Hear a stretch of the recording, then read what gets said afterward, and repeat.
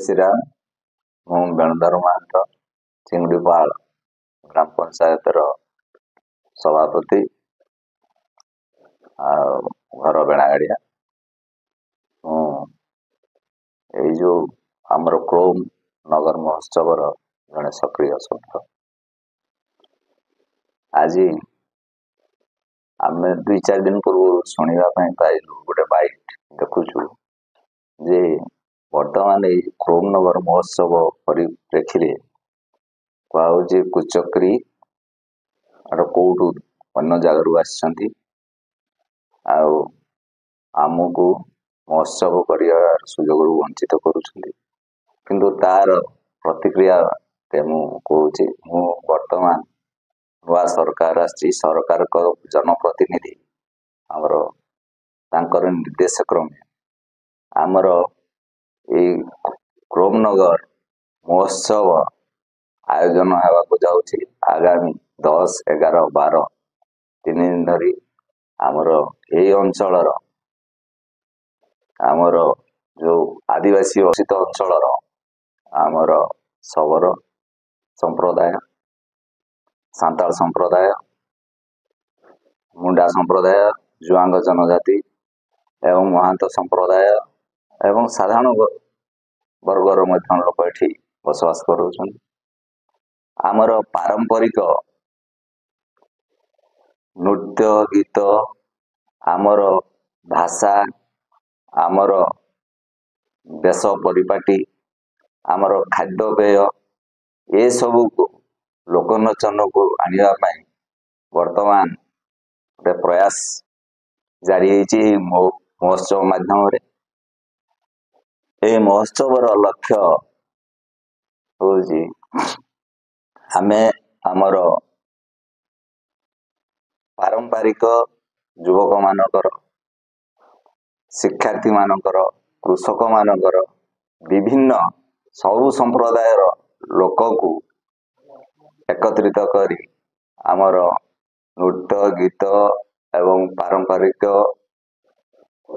कला संस्कृतिर विकसित करने प्रयास करा जाउछि। वर्तमान शिक्षार्थी मानकर प्रत्येक स्कूल स्तरीय प्रतियोगिता करा जाउछि। से प्रतियोगिता रे कृति प्रतियोगी मान को प्रोत्साहित करिवार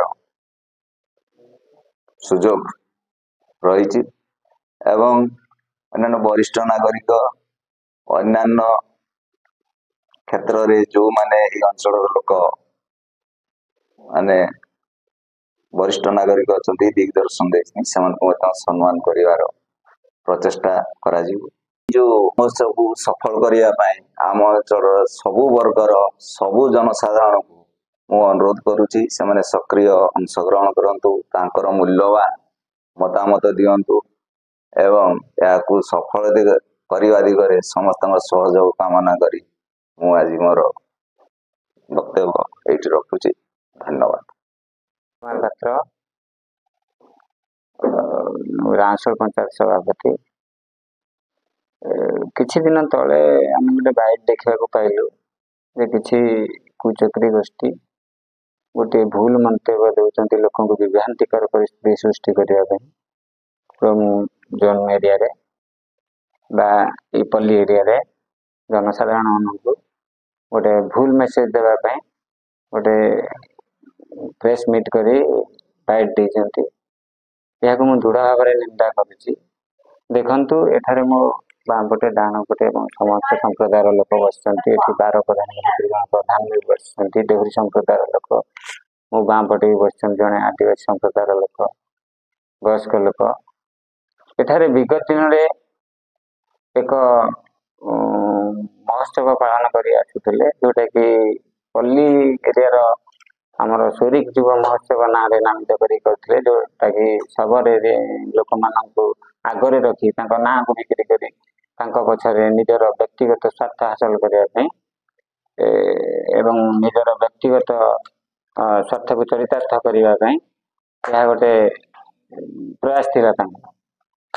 आज नूतन सरकार नूतन नेतृत्व दिग्दर्शन रे एक ଭିନ୍ନ ଧରଣର ମହୋତ୍ସବ ଏଠାରେ ଅନୁଷ୍ଠିତ ହେବାକୁ ଯାଉଛି। ଶିକ୍ଷିତ ବର୍ଗର ଲୋକଙ୍କର ପ୍ରୟାସରେ ସମସ୍ତ ସମ୍ପ୍ରଦାୟର ଲୋକଙ୍କୁ ସାଙ୍ଗରେ ନେଇ ଏଇଟା କୌଣସି ଜଣେ ଲୋକ କରୁନି, ସବୁ ବର୍ଗର ଲୋକମାନଙ୍କର ମିଳିତ ଉଦ୍ୟମରେ ଏଇଟା ଅନୁଷ୍ଠିତ ହେବାକୁ ଯାଉଛି। ଏଥିରେ ବହୁତ ଆନନ୍ଦ ଉଲ୍ଲାସର ପରିବେଶ ବର୍ତ୍ତମାନ ଅଛି।